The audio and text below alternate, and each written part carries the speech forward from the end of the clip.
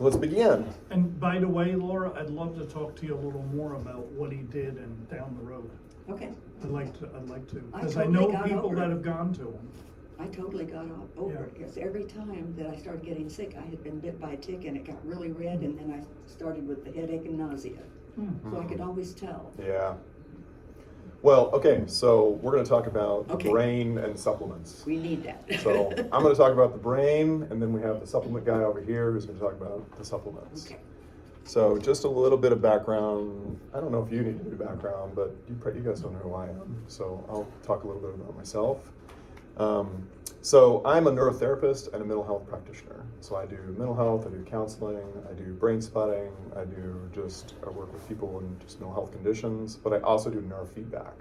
And so the reason the supplement store is able to do these trials is because I have a lot of experience with something called qEEG brain maps and neurotherapy.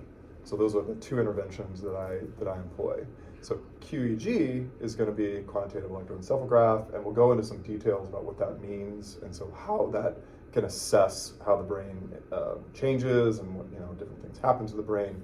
But for the most part, I'm originally from St. Louis. I worked with a lot of adolescents, young adults. Who's from St. Louis too?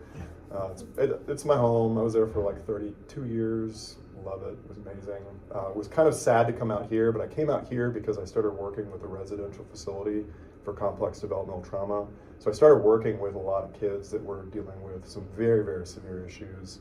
A lot of things like suicidal ideation and borderline and narcissistic, a lot of preteens, adolescents, and young adults.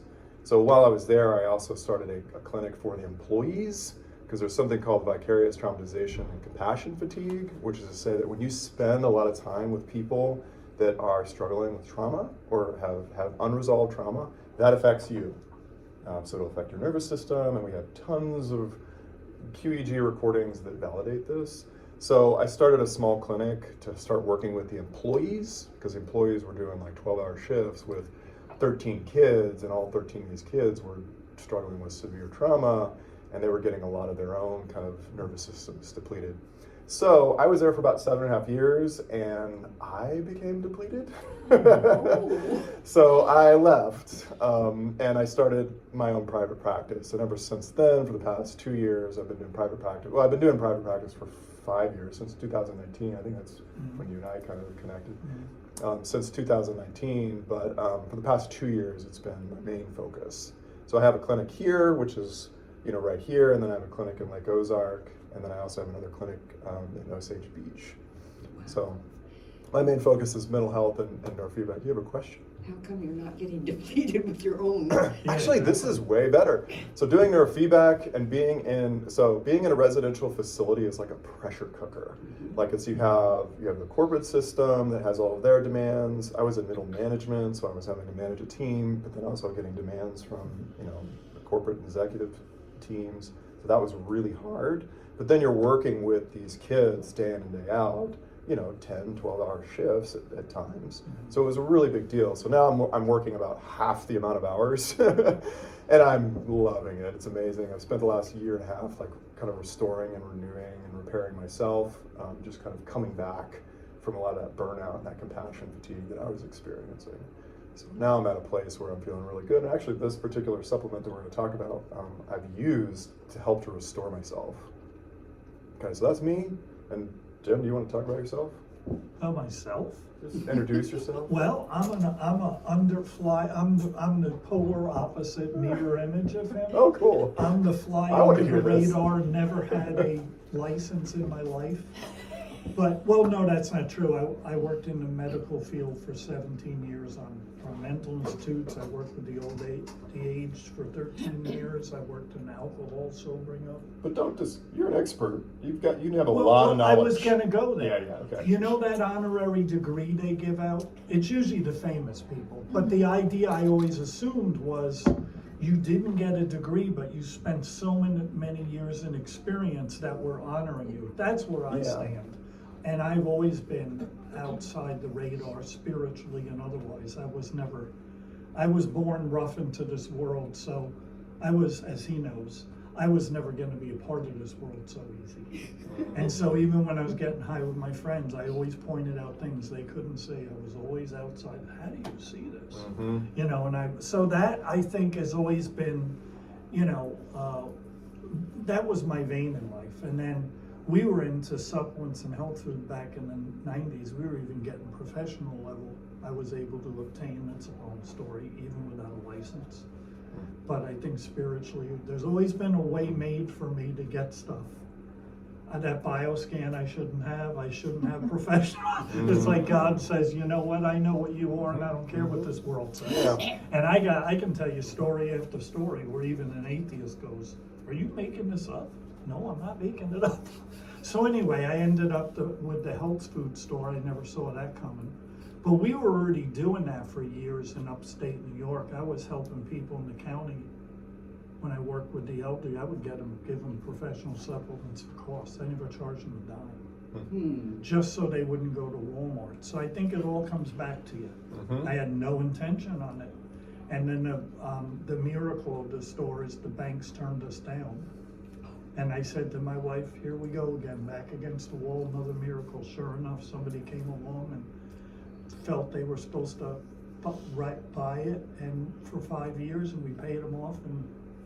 And so, you know, it's just been a journey of serving people, and I'm a constant researcher. Evidently, I was the oldest. Since I was 4 or 5, I drove my parents nuts. So I was always penetrating into stuff.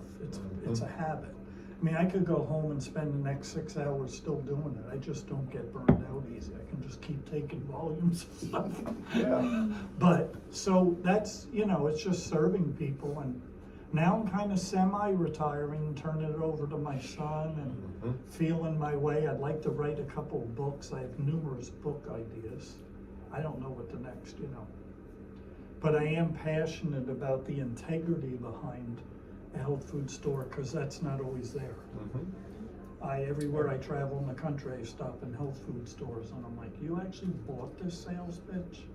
And I don't see many deep health food stores, to be quite honest with you. Not that they aren't decent people, but they just don't go the next level. So my passion is integrity. That's why it's so exciting to hook up with him and to prove it on a test. Yeah. If we can get this company on board, which they are very interested in, they were pretty surprised by it. He wants to do like a 10-person trial. Wow. Because I'm just one, that's not good enough for science. So you want to do like 10 people. Is 10 enough? Actually, you want to get up to about 30, 36 is kind of where you want to get. And you'd want to do some type of control. So you want 15 people to be not doing it, 15 people doing it. It's not to say that 10 people's worth 0. No. I mean, of course, it wouldn't be totally honored. That's next level. That's like level 2 in terms of the research hierarchy. Level 2. We're at level 1 right now, which is just anecdote. So, well, it's a little bit more than anecdote because we do have a case study. So we're going to look at Jim's brain. Which is concerning. We won't go into all the details, but No. all right. So objectives, really, I want to explain qEEG to you guys, just so you probably, some of you may know what that is, some of you may not. So I'll kind of break that down so you understand that. Then Jim's going to talk a little bit about the supplements. So acetylcarnitine was one of the main supplements, and then those other ones that it's your expertise. We'll go into the experimental design. I'll show you the results of the experimental design, and then we'll talk about Jim's experience of just when he takes the supplement and what that feels like. And then if you guys have questions, we can talk about it then. All right, so first things first, it's important to kind of note that the brain is electric. So a lot of times when you go to a psychiatrist, you're dealing with medications. You're trying to impact the neurotransmitters, the neuromodulators. You're trying to impact the chemical component of the brain. But the reality is that it's both a chemical electrical activation. So the neuron itself is both chemical and electric. So this is just a really interesting image of EEG transposed onto a 3D model. So what you're seeing right there is actually someone thinking and figuring things out and processing information. And you'll see that those electrical signals are traveling across the nerve fibers. So for me, when we do qEEG, really what we're measuring is we're measuring the electrical activity of the brain. We're not really looking at the chemical. But the chemical is going to be impacted, as you'll find out when we impact impacted through chemical. Yeah, what's really cool about this is this was actually a virtual reality. And so this person had VR goggles on, and they were actually able to enter into their own brain as they were, they're doing some cool I don't know stuff. if I'd want to. That's next level. We'll get to that. Oh, man. So this is what a qEEG looks like. So this is when we did the pre-assessment with Jim. This is essentially, hopefully I can get the volume to turn off there. This is what it looks like here. So notice that we're going to put a cap on the person's head. Each one of those little blue dots is going to be picking up on the electrical signal of the brain. This is basically what you do if you're going to go get a sleep study, if you're going to evaluate whether or not you had seizures, something like that. Basically, again, we're just picking up on the surface EEG of the nervous system, and then we're going to use this cap to do that. So, it's a whole process. You got to put some saline solution in there and kind of make a connection between the scalp and the sensory. Okay, so this is what happens. We can compare your EEG to what's called a normative database. And a normative database is basically someone went out there and recorded about 1,200 brain scans. Thankfully, that wasn't me. But then they divide it up into different developmental stages. So we know what an infant's brain looks like, we know what a preteen's brain looks like, we know what a teenager's brain looks like, we know what a young adult. So we know what an average brain looks like across the developmental spectrum. So what that allows us to do is allows us to compare your brain to that normative database to figure out how your nervous system compares to that norm population, so basically your peers. So what we're able to do is we're able to compare Jim's brain to a bunch of other men, same age and gender as him, and see how his brain differs from theirs. So those differences aren't always going to be negative. Intelligence would be a different, not everyone's super intelligent. Music performance, that's something that it would be a deviation. So if you have incredible, creativity or something of that nature, that's going to be a deviation. So not all deviations are necessarily bad, but a lot of times when people come to see me, deviations are usually going to be related to their symptoms. So if they're experiencing depression or if they're experiencing anxiety, if we see a deviation in the brain, then we can basically surmise that that's the area of the nervous system that's contributing to their symptom.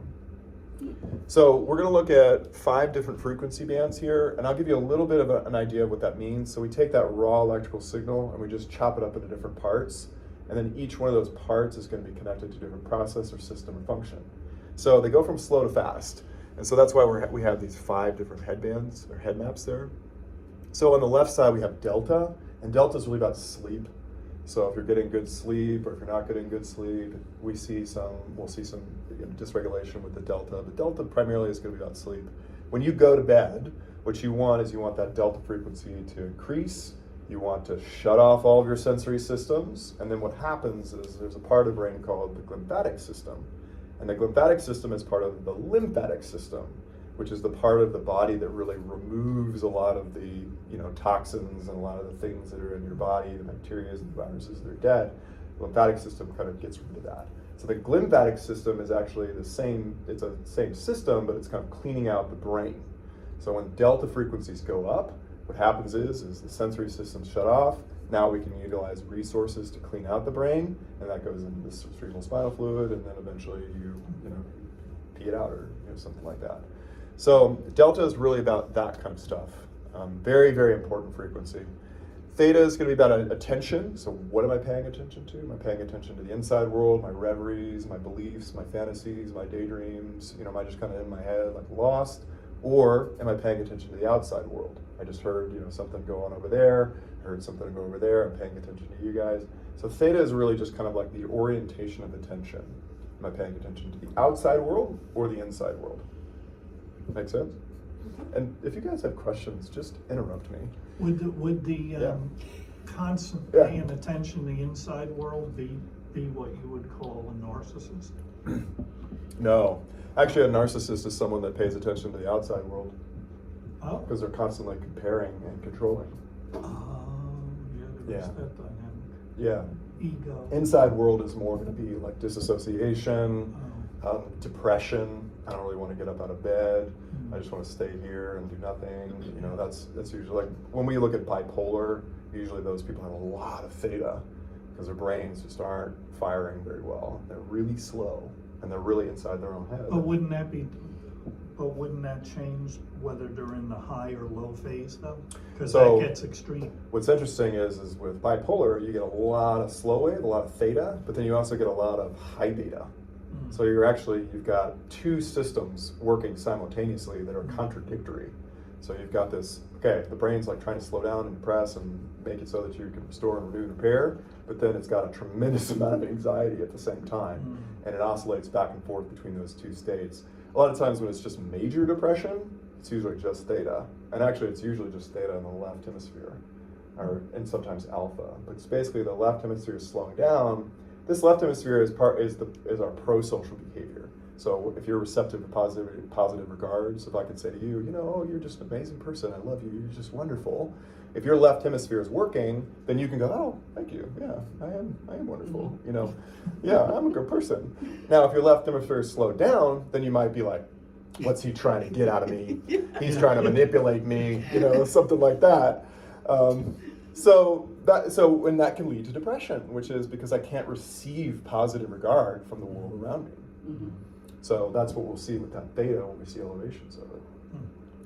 So then we have alpha. Alpha is basically our neutral frequency. So when we go into like meditative states, when we're going into relaxed states, you get a massage, you sit in a jacuzzi, you're just sitting out on your back deck drinking tea.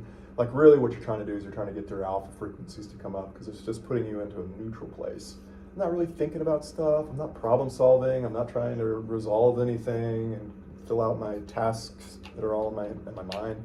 I'm just content. I'm just feeling good. That's alpha. Would that include a meditative state? Absolutely. They have high alpha. Yep. So mindfulness states, like your Zen states, your kind of devotional prayer, like those types of things will all increase alpha frequencies, which is really good because when you increase alpha frequencies, it basically means that the body and the brain can restore. It can renew, it can re-energize. It's kind of like plugging yourself into the, you know, like your cell phone into the wall. When you get into alpha, the body restores itself. So you want to do that on a pretty consistent basis. And our culture doesn't really do that. Yeah.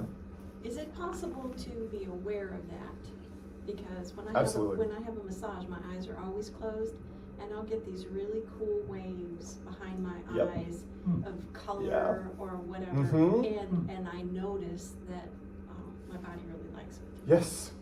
So I didn't know if that's what I'm seeing. Yep. So wouldn't you then why couldn't you get that in quiet time? I do. There's just other like times. the massage. Yeah. It tends, if there's nothing else going on around Right. If you Correct. aren't cultivating that, cultivate that. That's Okay. very, very important because that's actually what you're experiencing is actually what we call an alpha theta response. Okay. And an alpha response is you're kind of shutting off the brain, but then the theta is you're going internal, kind of like what we described. But when you go internal and your eyes are closed, the brain likes sensory information. And so it'll start to generate sensory information in theta. So that's why you're seeing those colors kind of going on. Literally, there's firing going on in your occipital lobe that's creating those colors. So that's a really good state to be in. It creates. I like it. Yeah. Yeah, it's an amazing state because it's a place where a lot of creativity comes from that place. There's a lot of like letting go of like fears that comes in there, like Wouldn't it be reorganizing. restorative? It's incredibly It has to be restorative. Yeah. Yeah, like you're gonna have more energy, you're gonna have more focus. All of those things are gonna happen. That's fantastic. Should be happening in true meditation and prayer too. Correct. Most people don't know what that means. They're Correct. too busy making their requests or they don't shut up. Correct. The real thing is Yeah, they've got the beta. We'll talk about Yeah. that. They've got their mind just chattering along. Yeah. So yeah, you're absolutely right. So in the neurofeedback world, I have protocols that are specifically designed to try to create that state in people because it's incredibly healing. It's really healing for people who are struggling with addiction, because people who are struggling with addiction can't do that, and the only way that they can do that is if they indulge in whatever addiction it is that they're attracted to. Yeah. So yeah, you're lucky. So that's alpha. So beta is going to be pretty clear. It's just your focus. So how long can you focus? So if you can focus for 45 minutes, if you can focus for 30 minutes, a lot of the young kids that are coming in can have really low beta, and a lot of that has to do with some of the social media that they're on, because it really programs the brain to really only pay attention for like a minute or 2 minutes or 5 minutes. It's very, very short. And so a lot of the kids that I see come in and they have this very, very low beta, which is really, really impactful in terms of their school and their success and all those types of things. So yeah, it's basically just how much you can concentrate. High beta is going to be more about your multitasking. So being able to do a bunch of things all at once, but it's also connected to emergency. So when you get into emergency, you're going to try to use every resource available to you to try to manage something or do something. And so you're going to high beta. You don't want to stay in high beta for too long. It'll fatigue you, it'll wear you out, it'll increase cortisol and adrenaline, and then you can get some inflammation and all that kind of stuff. You really just want to be in high beta for short bursts. So I think of it like when you go to like a mall or something, like pre-COVID, like holiday season, there's like tons of people everywhere and there's all this motion. That's when you want to go into high beta, because you got to navigate. Maybe you got somebody running off and you got to get them back, and then you got to make a decision about something, and you want that high beta to be in there when you're going to those places. But when you come home, you want to be able to shut that off. All right, any questions about any of that? Does that all make sense? It does make sense. Okay, so if it's still not spelled correctly. No. That's not spelled correctly, but I tried to. Acetyl L-carnitine. I tried to fix it earlier, but for whatever reason. Well, I got my little But yeah, cheat so sheet Jim's here. going to take it from here. He's going to tell you about it. So the big question, let's just say what's in here then. Okay, so I've been looking at supplements for decades, and it's a work of art to me. I mean, I'm not a formulator, but I might as well be. I have plenty of ideas. I can't afford to do it. I've had numerous ideas, and I've looked into it. But they're works of art to me. And I'm not saying I'm always right about it, but pretty good. I know what I'm looking at. But let me break this down. So this has acetyl L-carnitine, CoQ10, but 3 times the amount. It doesn't have 100, it has 300. It has Elevate ATP, a new patent that's combining ancient peat extract, which to me is just another name for fulvic acid that I rave about, that comes from the soil, which is one of the most simplest, most miraculous substances there is. Because the simpler ones are the more amazing ones. When you're doing it enough years, you go back down to the simple. You know what I'm saying? So this is a blend of ancient peat extract and apple extract, 85-1. It's a pretty new thing. They've concentrated the polyphenol. There's way more polyphenols in apple than a lot of, that doctor, an apple a day keeps it. That is not far off. The apple is amazing. Not to mention the pectin will even chelate nuclear radiation. So that's a patent. Patents in my world are more of a surety of quality.